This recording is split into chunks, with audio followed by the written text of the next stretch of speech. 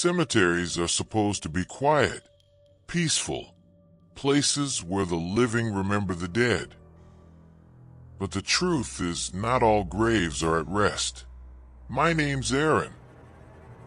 I used to work the night shift as a groundskeeper at an old cemetery just outside town. It was a small place, surrounded by thick woods, with headstones dating back to the 1800s. At first, I thought it was just a job, mowing lawns, fixing fences, and keeping vandals out. But what I saw, and more importantly what I heard, convinced me that cemeteries aren't as silent as we'd like to believe. It was late October, the air crisp and heavy with the smell of wet leaves.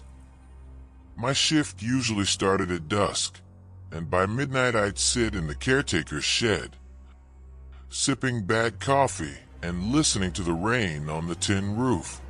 That night, the rain had stopped. The air was so still I could hear every sound: the creak of tree branches, the scuttle of raccoons in the brush. But then, I heard something that froze me in place. A whisper, faint, fragile, almost like a child. At first I thought it was the wind, but the words were too clear.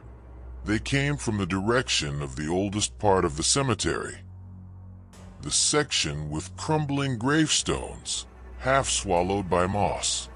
Against my better judgment, I grabbed my flashlight and walked out to check. Soundscape: crunching footsteps on gravel. Flashlight clicks. Distant whispering begins faintly. Layered voices. The beam of my flashlight swept over crooked headstones and cracked angels. That's when I heard it again, whispering. Not one voice, but many. Layered, overlapping.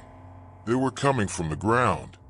I froze, crouched by a headstone from 1864. My light shook as I held it over the stone. The soil in front of it shifted, just slightly, like something underneath was pressing upward. I stumbled back, convinced it was my imagination, but then a sudden chill wrapped around me.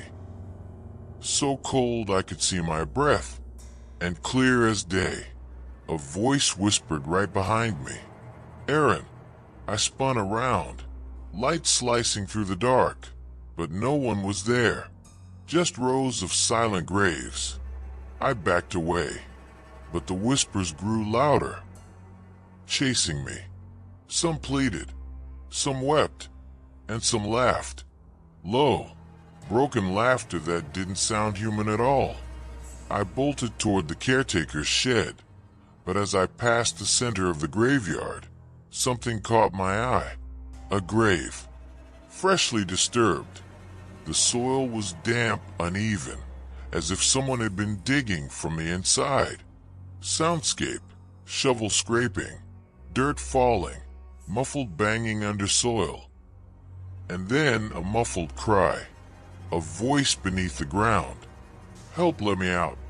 I froze, torn between terror and instinct. I wanted to run, but I also couldn't just leave someone buried alive. I dropped to my knees, clawing at the wet soil with my hands.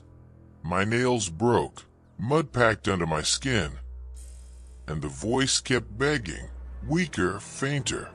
But when I finally cleared enough dirt to expose the coffin lid, my flashlight beam landed on something that made my stomach drop. The coffin was rotted, blackened with age. It wasn't new. It had been in the ground for decades, and yet the voice inside was still whispering.